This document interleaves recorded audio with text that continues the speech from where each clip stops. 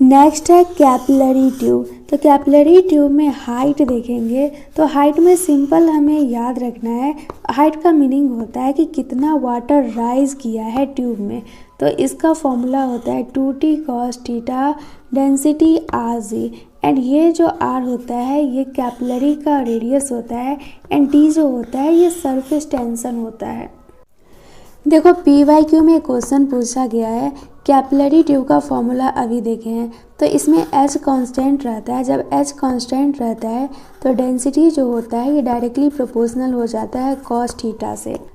And वहाँ पे contact angle के बारे में बात किया गया था। तो कांटेक्ट एंगल क्या होता है, थीटा होता है। And theta and cos theta का बात करें तो थीटा जब इंक्रीज होगा तो कॉस थीटा जो है वो डिक्रीज होगा। वो कैसे, अगर हम कॉस थीटा को 90 थीटा अगर हम 90 डिग्री लेते हैं तो कॉस 90 जो होगा वो 0 हो जाएगा। वही अगर थीटा डिक्रीज करेगा तो कॉस थीटा इंक्रीज करेगा।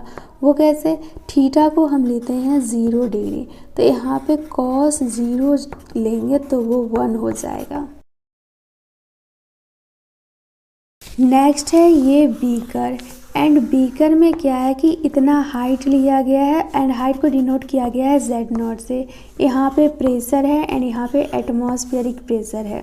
तो हमसे क्वेश्चन में पूछा गया है कि ये जो Z0 हाइट लिए हैं वो कितना होगा।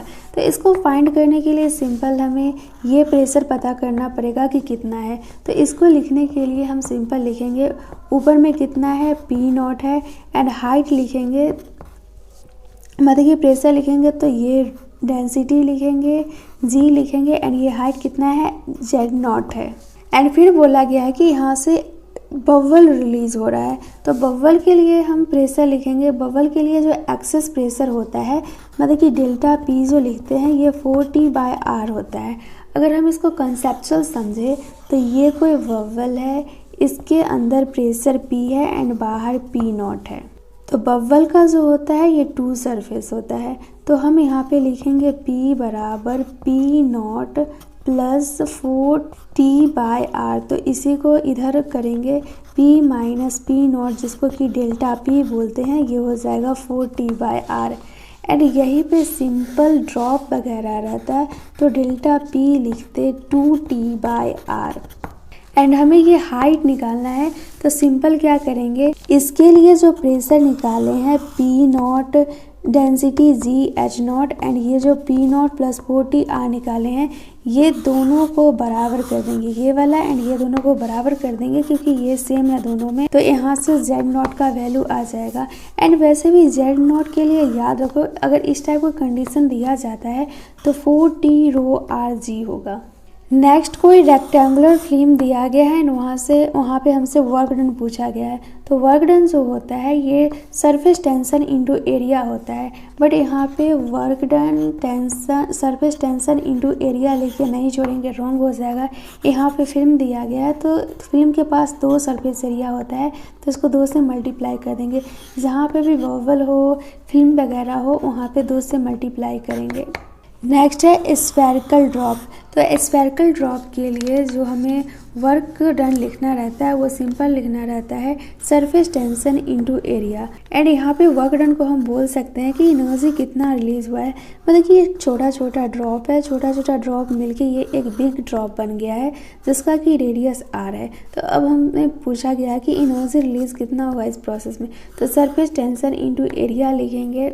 तो इसका पूरा प्रोसेस से भी कर सकते हो, V1 बराबर V2 होगा, फिर R फाइंड करो, फिर इसको पुट करो, बहुत बड़ा लोचा हो जाएगा। तो इस टाइप का जहाँ पे भी इक्वेशन सॉल्व करके जो आता है ना उसको याद कर लो। तो एनर्जी रिलीज को सिंपल W लिख सकते हैं, सरफेस टेंशन को T लिख सकते हैं। अब हमें यहाँ पे एरिया लिखना है तो एरिया लिखने के लिए सिंपल सा याद रखना 3V/R माइनस 3V/R। अगर इसको और अच्छा से लिखना चाहेंगे तो W बराबर T, यहाँ से 3V कॉमन है तो 3V को बाहर निकाल लेंगे, ये हो जाएगा 1/R माइनस 1/R। अब जो नेक्स्ट क्वेश्चन पूछ सकता है, हो सकता है R का वैल्यू दिया गया हो, स्मॉल r का वैल्यू दिया गया, सारा चीज़ का वैल्यू दिया गया हो, हमसे सिर्फ एनर्जी रिलीज पूछ रहा हो। पास्कल को बोलते हैं न्यूटन मीटर स्क्वायर। 1 एटीएम बराबर होता है 1.01 इंटू 10⁵ पास्कल। एंड इसको बोलते हैं 1 बार, मतलब कि 1.01 इंटू 10⁵ पास्कल को 1 बार बोल सकते हैं। 1 बार को 760 mm ऑफ एस जी बोल सकते हैं। And 760 of mm S G को अप्रॉक्स 760 टॉर बोल सकते हैं। 1 लीटर में होता है 10⁻³ cc। 1 लीटर में होता है 10⁻³ मीटर क्यूब। 1 लीटर में होता है 1 डेसीमीटर क्यूब। एंड वही डेंसिटी ऑफ वाटर का बात करें तो 10⁻³ होता है kg पर मीटर क्यूब में। एंड वही डेंसिटी ऑफ वाटर का हम ग्राम में लिखे तो ये 1 ग्राम। नेक्स्ट है रिलेटिव डेंसिटी। तो रिलेटिव डेंसिटी को हम स्पेसिफिक ग्रेविटी भी बोलते हैं। इसको सिंपल लिखते हैं density of A given substance. मतलब कि मानो कोई भी सब्सटेंस का डेंसिटी 40 दिया गया है तो ऊपर में 40 लिखेंगे एंड नीचे में डेंसिटी वाटर का पुट कर देंगे तो उससे हमारा रिलेटिव डेंसिटी आ जाएगा। नेक्स्ट है पास्कल लॉ। तो पास्कल लॉ प्रेशर बराबर फोर्स पर यूनिट एरिया होता है। कहीं भी अप्लाई करेंगे तो ये इक्वल हर जगह लगेगा।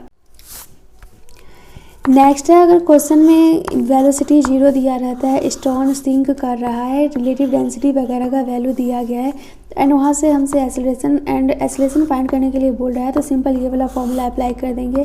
A बराबर g1 minus density water by density solid. Next question है force required to lift stone.